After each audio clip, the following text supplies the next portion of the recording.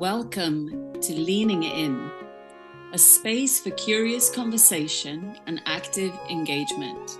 I, Tanya Mikvitz, and I, Jessica Lusty, invite you to lean into life together, exploring what it means to live into transformational practices in our day-to-day lives as we engage in relationships, family dynamics, our conditioning, and the narratives of dominant culture.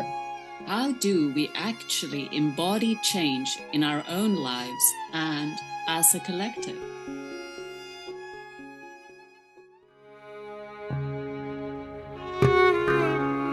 In the first two episodes of Leaning In, we've introduced ourselves as well as set the scene for how we wish to orient within the space we're creating. In this episode, we start to look at the themes which we'll explore in the coming episodes.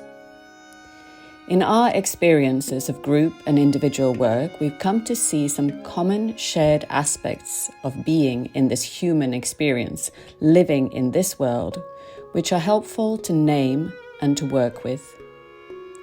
Here we start to look at how the conditioning we've grown up with has cultivated a sense of separateness and championed individualism, and how the transformational practices we've engaged with have helped us into deeper connection and understanding of interconnectedness. We explore what connection versus disconnection may look like, what creates disconnect, and how we experience disconnection as well as othering, whether that's othering parts of ourselves or othering of fellow humans and beings. In this third episode, we begin to touch on how triggers work, what activates us, how we experience our own reactivity, and the helpful tools to recognize these patterns. Identifying and looking at the challenges we face, what happens when we're pulled off center, and the unhelpful behaviors we keep repeating, is how we begin to pave the way towards a more integrated way of being. It is where the work towards experiencing wholeness starts. May this space open up more possibilities for seeing both ourselves and each other in the fullness of our being.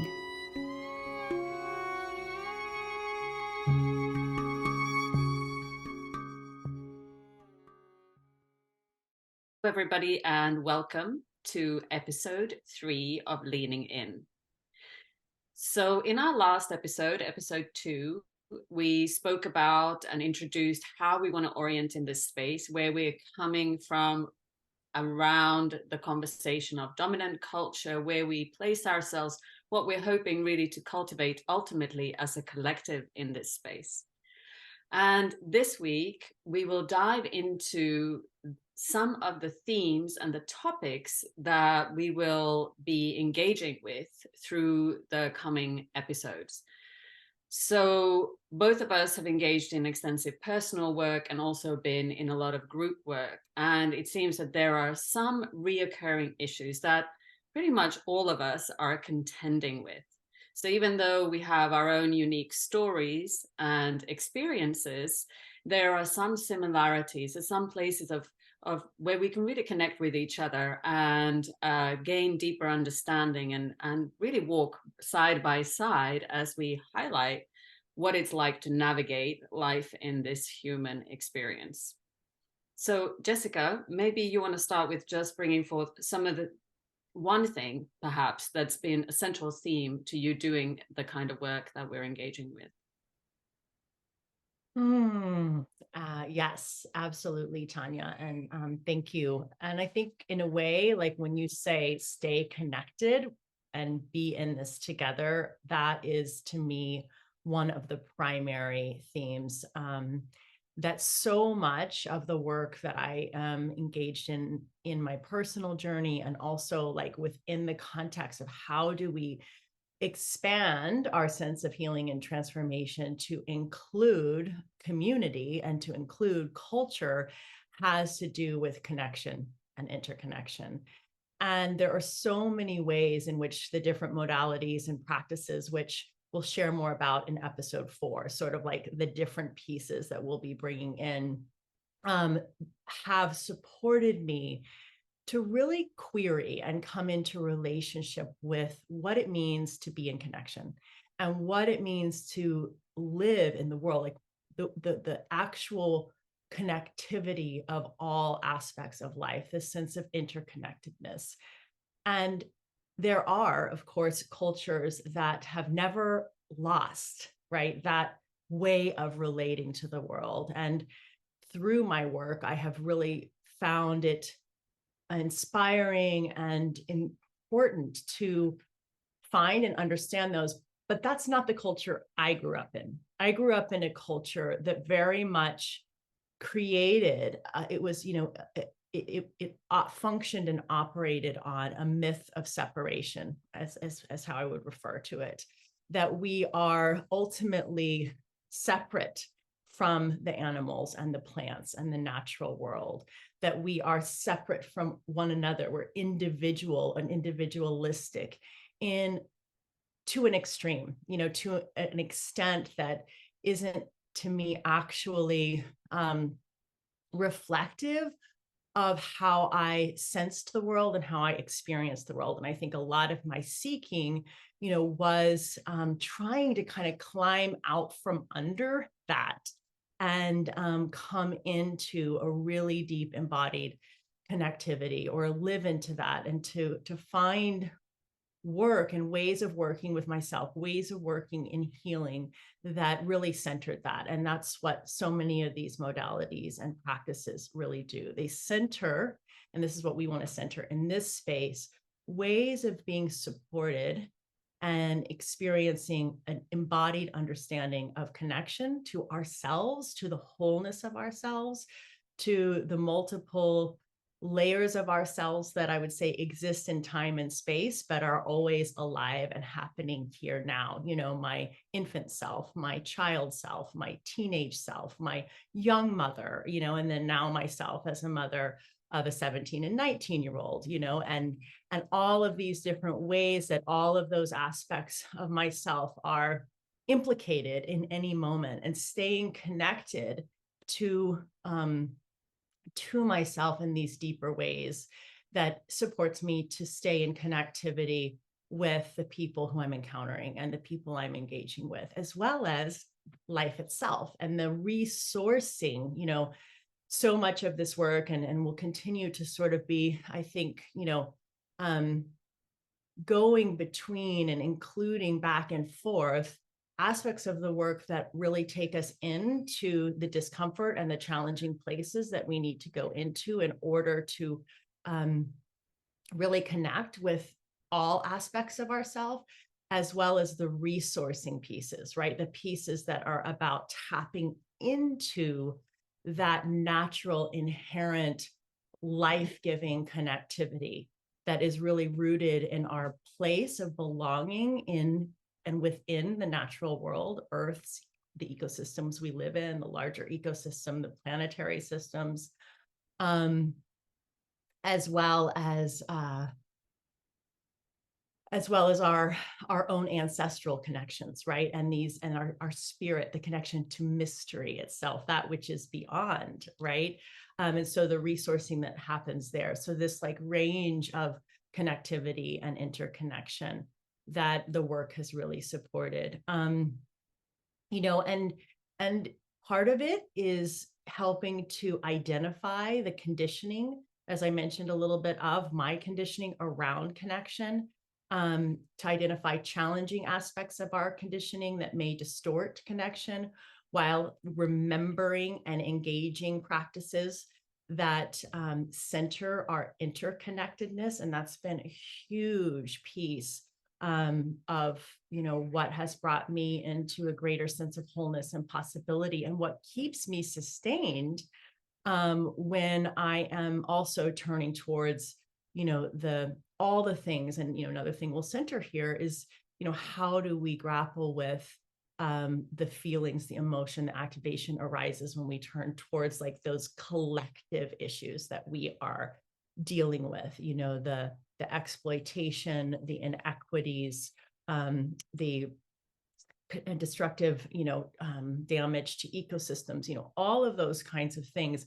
It's that flip side of interconnectedness that sustains in order to be able to engage those things. And the work has helped me, to become and maintain connection with myself, with others, when there's discomfort between us, like when needs aren't met, when my needs aren't met. I feel like someone in my life is not seeing me, hearing me, paying attention to me.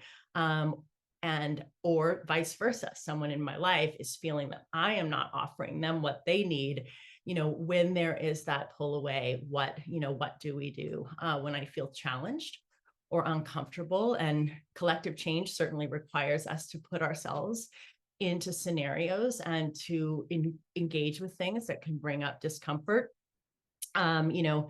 Even the little things, like right now, there is this massive construction project next door to where I am. And I have, for the last 6 months, really brought these practices to bear to stay connected to myself while in the context of noise, vibration, interruption and disruption that has been really challenging. And, these practices have really supported me to sustain my connection, and my broader connection, that I don't get wrapped up, entirely hijacked, right, by irritation.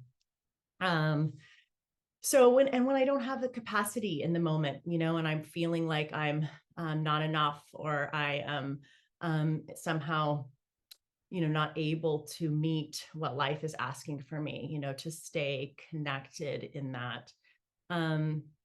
So yeah, I mean, those are some of the main, or a main theme. I mean, there's so many more, and we'll introduce some more of them here today. And obviously they'll emerge over time and continue to evolve. But I'm wondering, as I'm talking, what that brings up for you, what you would add, what's alive for you. Yes, thank you, Jessica, because that's so much also part of my experience. Really, there's a few things that I wanted to pick up on, and one, in a personal way, really through the practices of yoga some 20 plus years ago, I came into greater connection, right, with my full experience, from coming from a place of being very, very numb, very disassociated, and then coming into that experience of like feeling myself again. And it really came through the body and then kept expanding into relationship. And that's been, such a beautiful journey. And in the Hindu tradition, we have this concept of darshan. I might have mentioned it already in episode 1, possibly, but to see and to be seen.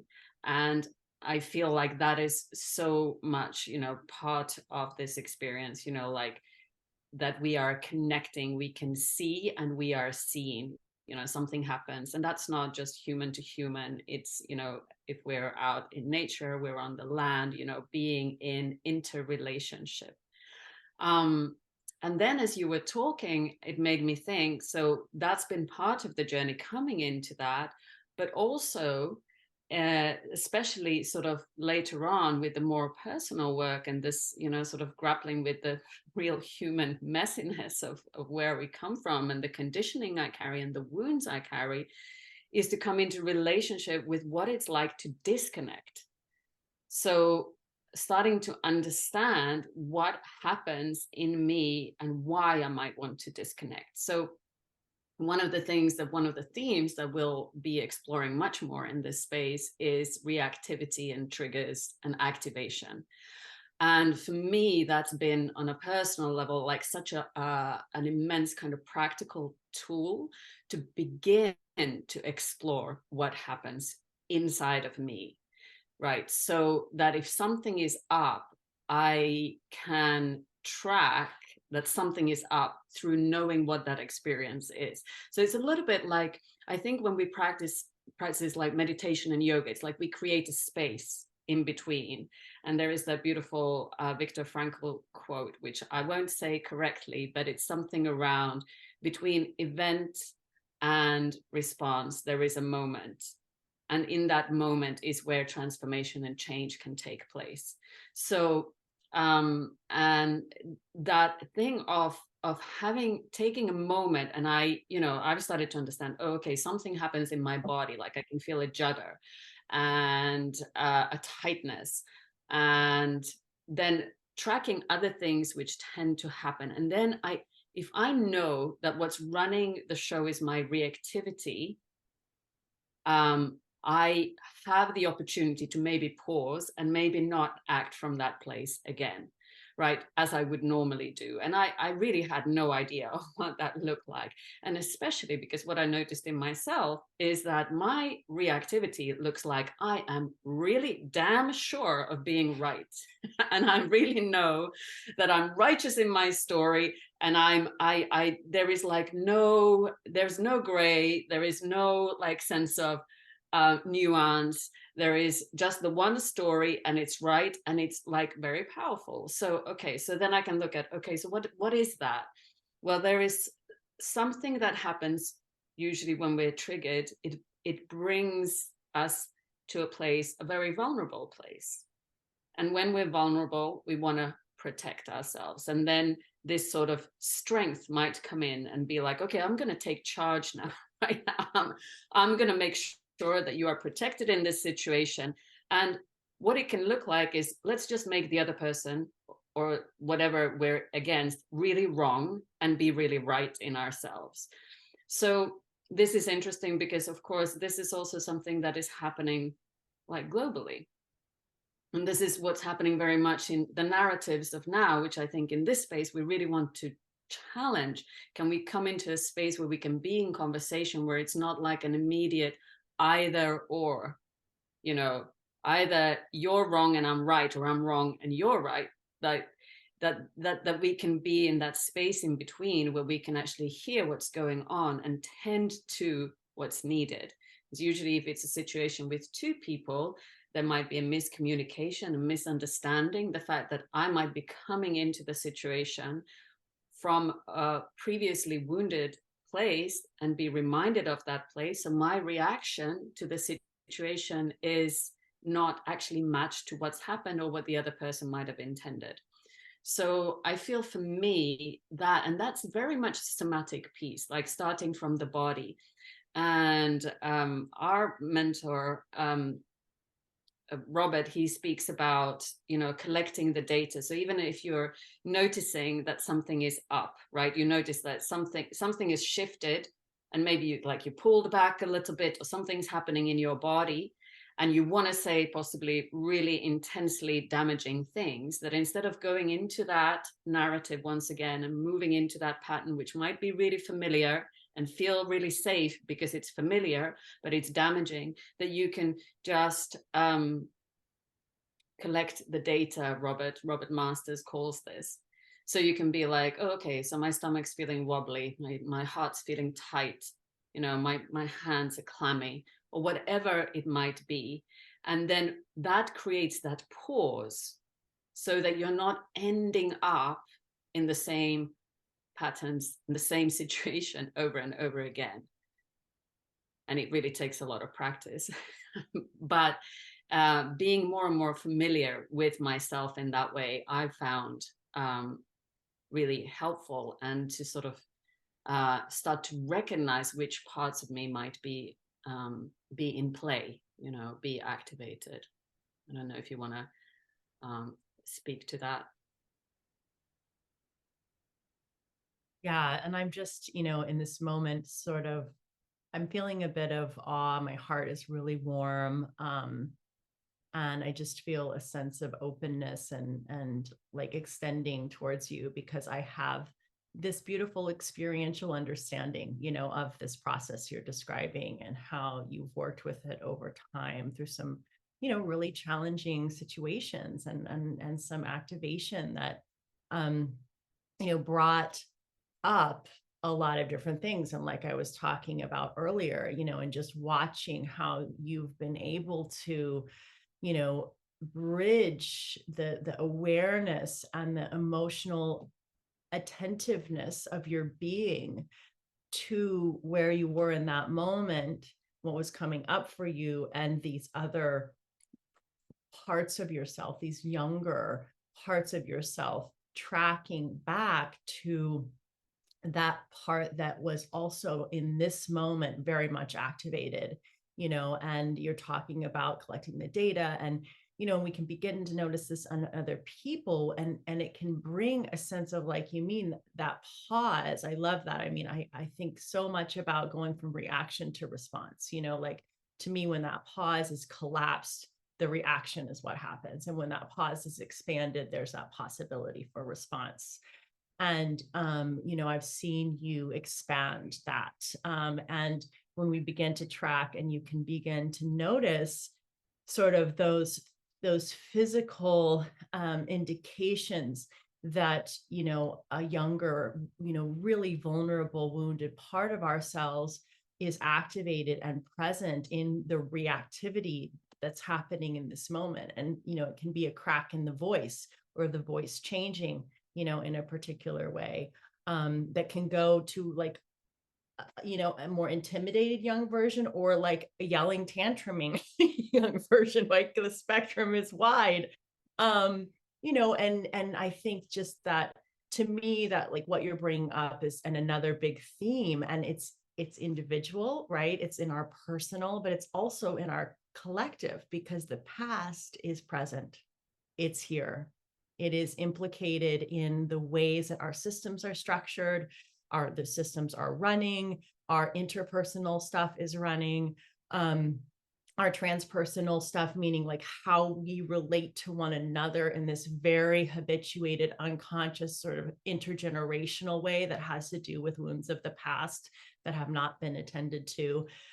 So that piece of, like, really through this space, we will be doing this time travel, right? Really exploring what is coming, what is active, what is present in this present moment that has to do with what's happened in the past. And I think, for me, that has brought up a capacity for me to be compassionately and creatively engaged with myself, and in the work with others, to bring compassionate and creative engagement to support corrective experiences, and those can make a difference, so that the way that we are in relationship to activation and to the things that tend to activate us can truly shift, and that is, that's, just to me, like, the whole point, the whole point of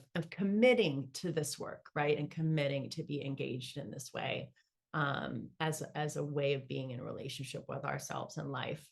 I'm curious if, in, like, what you were talking about, if there's anything that you can speak to, that's like a piece of your past that has unlocked something in the present. Yeah, I mean, I think recognizing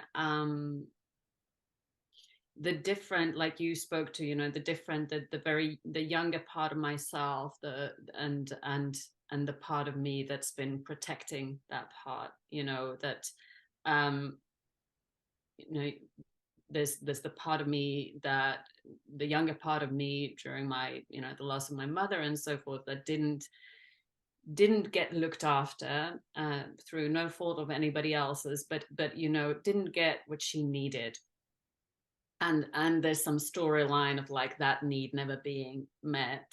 And then another part, which is more like the inner critic, which is sort of taken over and protected, or the protector of that part of me, which then has evolved into sort of an inner critic, which shuts me down. And I think just starting to understand those energies at play, when they come up, and kind of being able to, through the work, also tend to the needs of that young, vulnerable part of myself. Because when that need has been under the surface, when I've not been conscious of it, when it's been, as we say, in the shadows, it's been kind of a driving force, you know, to get sort of needs met that are almost like impossible to meet, because you know that they're part of my core wounding. So to be expecting that through a relationship or from another person is sort of, it's unmatched. Like it's never going to match up, and it's just going to create really a friction between my needs and the current situation and that relationship. And I think just being able to track those parts of myself and kind of go, oh, okay, I'm feeling activated, you know, like as we're just sort of maybe naming the process or whatever, there might be a strong reaction against something, then kind of going, hang on, what's really going on here? And having the space to do that. And then recognizing, okay, so who's really driving this at the moment? And that in itself, starting to recognize what those patterns have been, where they've taken me in the past, you know, and what's happening now, it gives the opportunity, right, for something different, right, where I can create something that is going to be much more connected, much more satisfying, much more open, filled with potential, rather than kind of going, oh my God, we're here again. Like, oh, it's a new relationship, but actually I'm still in the same relationship as I was before. You know, why does this same thing keep happening? So unless we have practices that allow us the space to really look at that and be with that, you know, how are we not going to just keep doing the same thing again and again and again? And then when we have the support to kind of look after the parts of us that weren't tended to for whatever reasons. And I think it's what's really important is that to sort of just name that it's not about kind of going, oh, this is my story and this is where there is blame, somebody did me wrong or whatever. Yes, they might have, absolutely, not to deny that that is, you know, many of us have stories where, you know, we've been abused in some way, or something has happened that is absolutely unacceptable. But it might be other things that have happened that have shaped us.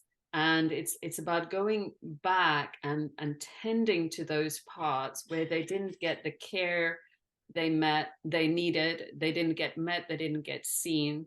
And we, through the work, can sort of relive into those parts of ourselves and look after ourselves, so that we, again, it's about the integration of all parts of our being, so that we move forwards more whole, less fragmented. And many of the practices that we engage with, whether, you know, other modalities as well, it's about the wholeness of our being. And then we can also live more wholeheartedly, right? Because we can be like, yeah, this is me. This is the 5-year-old me, and this is the teenage me, and this is the wise woman me. And yeah, we're all here, you know, we're all kind of looking after each other. And then we can meet each moment more fully present to tending to those parts of ourselves. Then we can also tend to those parts in another being and in the world, right? Hopefully.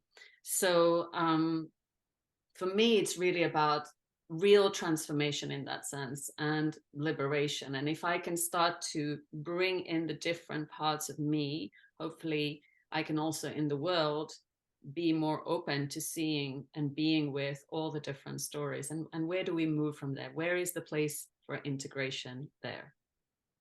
Yeah.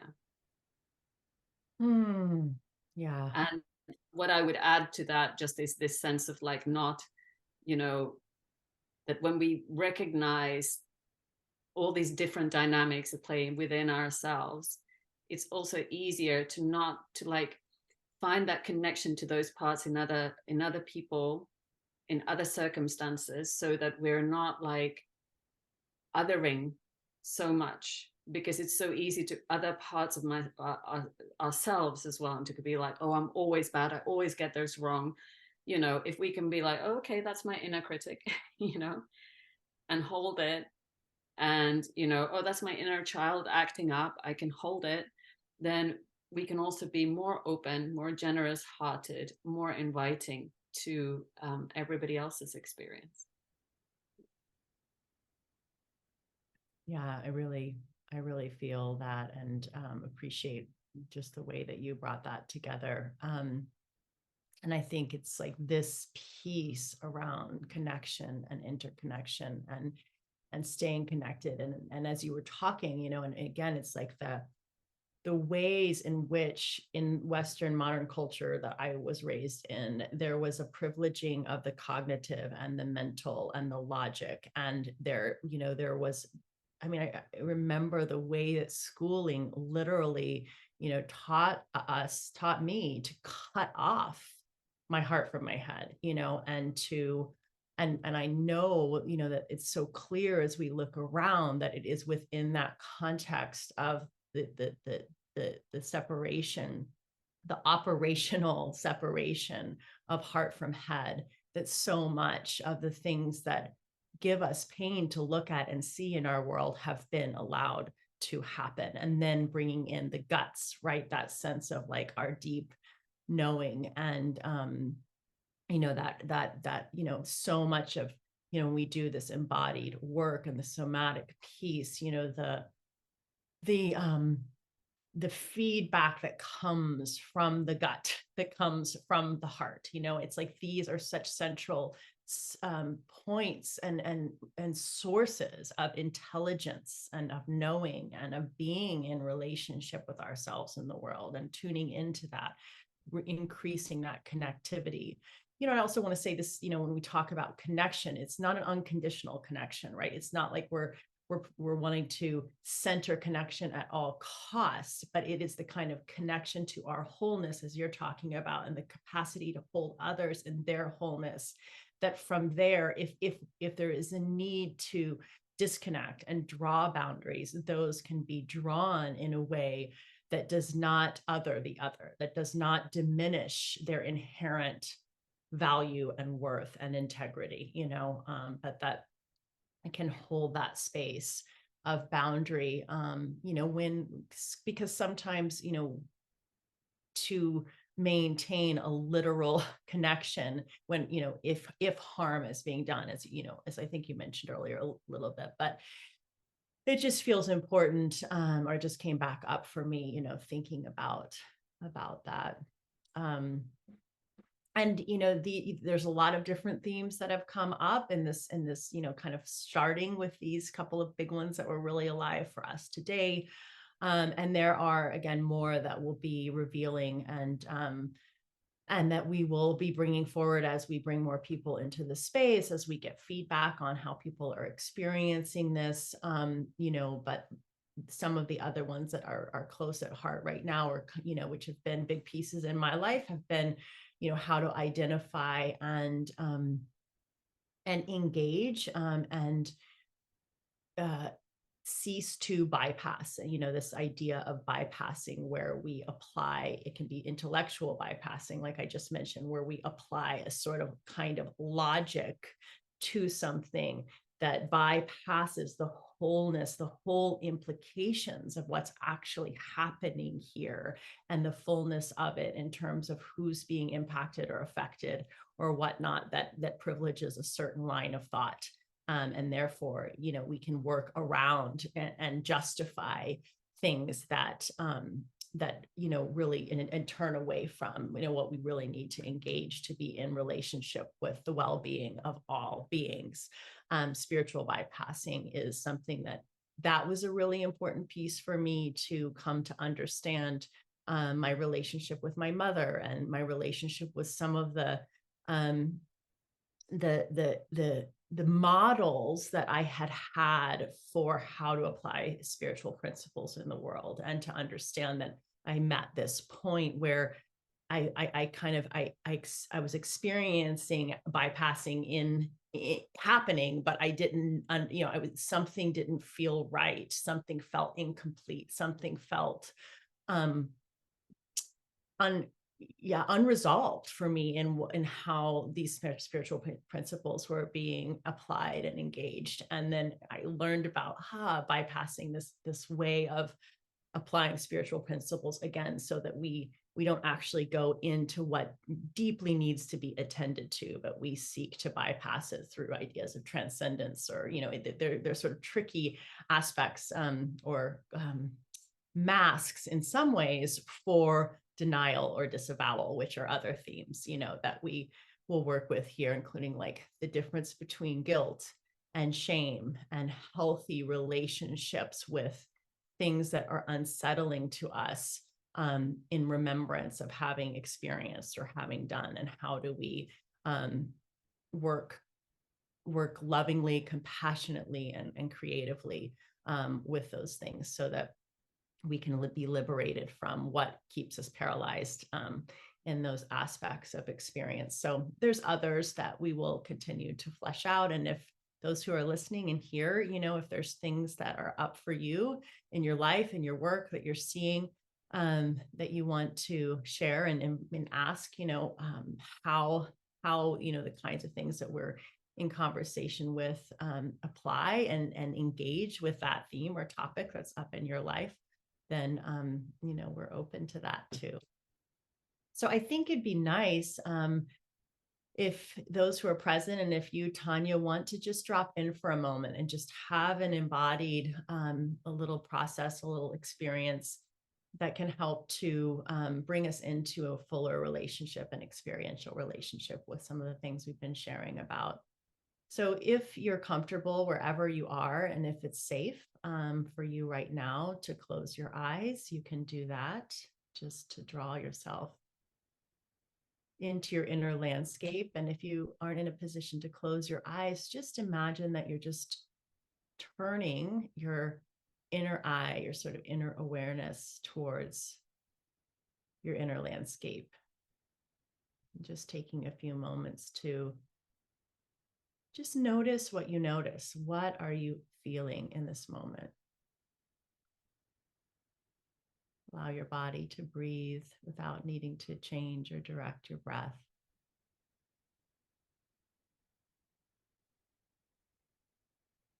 And I'm going to offer some incomplete sentences that you can answer out loud or just inside of your own mind, depending on the place that you're in and what feels appropriate.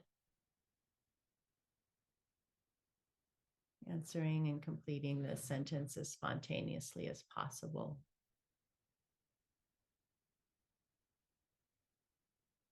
What I'm noticing right now in my body is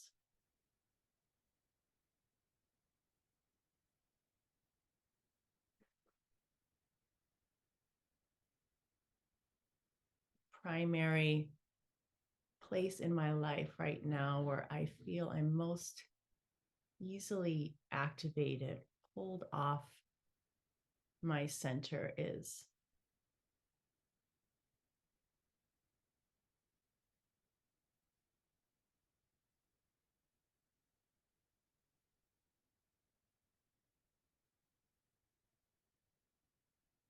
I place myself in that scenario, just observing, placing my powers of observation and awareness on myself in a moment of activation. What I notice that I immediately feel as I get activated or pulled off center in my body is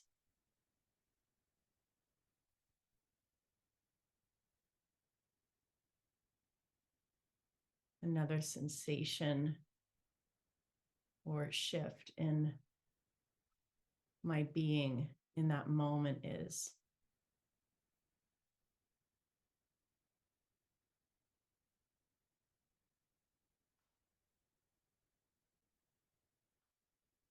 just allowing a little more space for whatever those sensations are that you identify as being present when you feel activated. Just bringing compassionate awareness, just noticing those sensations a little more fully.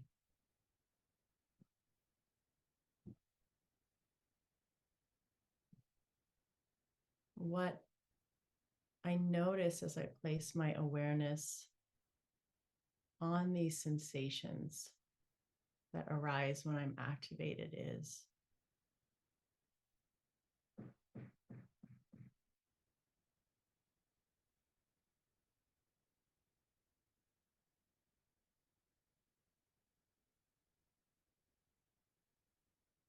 And just noticing this space, the space that's created in noticing.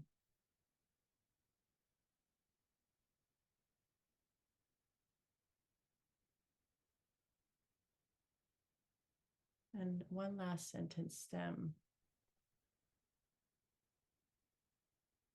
What these sensations are communicating to me is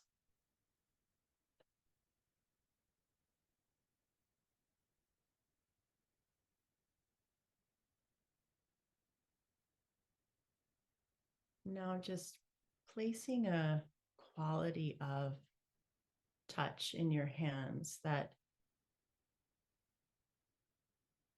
offers whatever this sensation needs, what could bring some compassion, what can bring some soothing, what can bring some care. Not trying to push the sensation away or change it in this moment, but just bringing to it care in your noticing. And once you have that quality in your hands, if the sensation is present in a particular part of your body, you can place your hands there.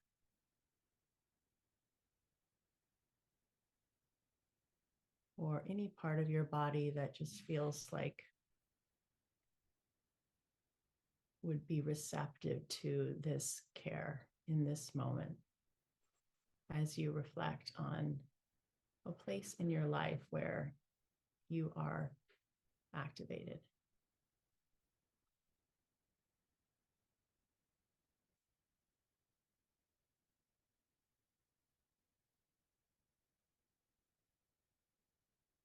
Just let yourself take a few breaths, just being receptive to this care.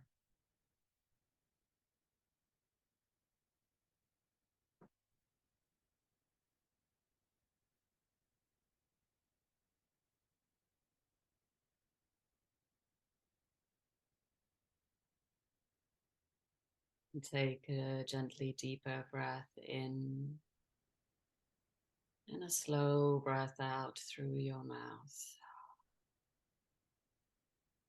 You might just bring a little bit of movement into your body. Feel if you want to stretch out a bit or move, maybe circle out your shoulders, head, neck. So just bringing yourself sort of more fully back again. And just be with where you just went in that way that Jessica guided so beautiful, with a great sense of care and compassion. So turning towards our own discomfort is, it's a deep practice. It requires some courage, some bravery, some willingness to go there. Ultimately, it will be liberating for us, but it's work, right? And it's a process that we need to engage with again and again. Like Jessica said earlier, this is really, it's like it requires a commitment, right, to really facilitate change and transformation. It's not like an overnight thing, and then everything was different. It requires us to stay awake, alert, and committed to the path. And just to acknowledge that the general waters that we swim in are giving us all the tools to avoid discomfort at any given time. We're never really taught to stay with it when it gets challenging, tough, uncomfortable. We're never really taught how to be with our pain. We are taught how to disassociate, how to distract ourselves, how to numb ourselves, how to run away, how to shut down. That is generally, the skills that we inherit, that we've seen modeled to us, and so forth. So it takes a lot of pushback from us to move against it, which is why for us, this space is so important, that we can be in a collective experience, in a shared experience, that we have somewhere where we can hopefully, you know, many of us come together and kind of be with it, encourage each other, witness each other on the journey, support each other. Because we need it, you know, we are connected and we need that connection. So just be really kind to yourself. And again, if anything's come up, just doing this little piece of guidance, which might not have been so little for you, feel free to reach out if you have any questions or any feedback or anything that you would, you know, even if there is something that's come up and you're like, oh, I'd like more conversation around this, you know, we're really open to that. We're here exactly for that.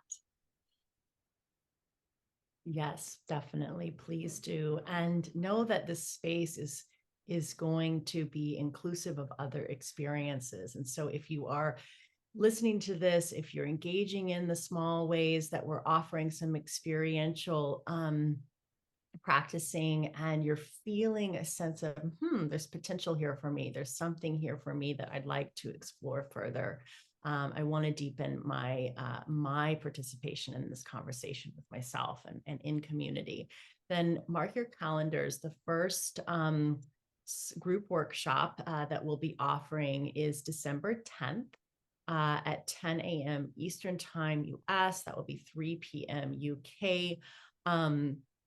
And it's just going to be a small introductory to group work. And it'll be an opportunity for us to engage in some collective work together. And then for maybe one or two people, whatever sort of evolves organically. And as time allows, we'll be able to step into the center and go deeper with their work, and then have that opportunity of being held and experience as a collective the power of holding one another in this quality of engagement, and reflecting back with one another in this quality of engagement, and then being really attentive to ourselves. Like, how do we respond and react with one another in the process of this quality of engagement with ourselves and with what's coming up for us in our relationships with other people in the world, with groups we're involved in the world, with our past and with our future,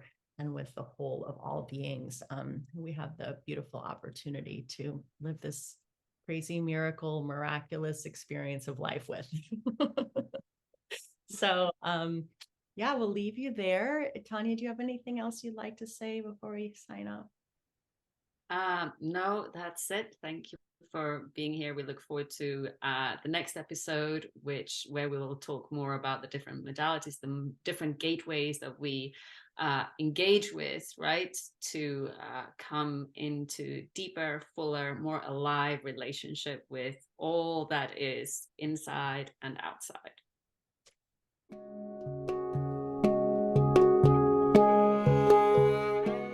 We appreciate your presence in this space. If you sense that friends, family, or peers would benefit from leaning in, please share. If an episode speaks to you in a particularly meaningful way, or raises questions that you would like to share with us, we would love to hear from you. You can connect with us here on Spotify, YouTube, and Instagram at leaning_in_. Leaning In is produced by Tanya Mikwitz and Jessica Lesty. The beautiful music you hear here is provided by Masood Ali Khan. Our sound engineer is Marley Mikwitz Montgomery.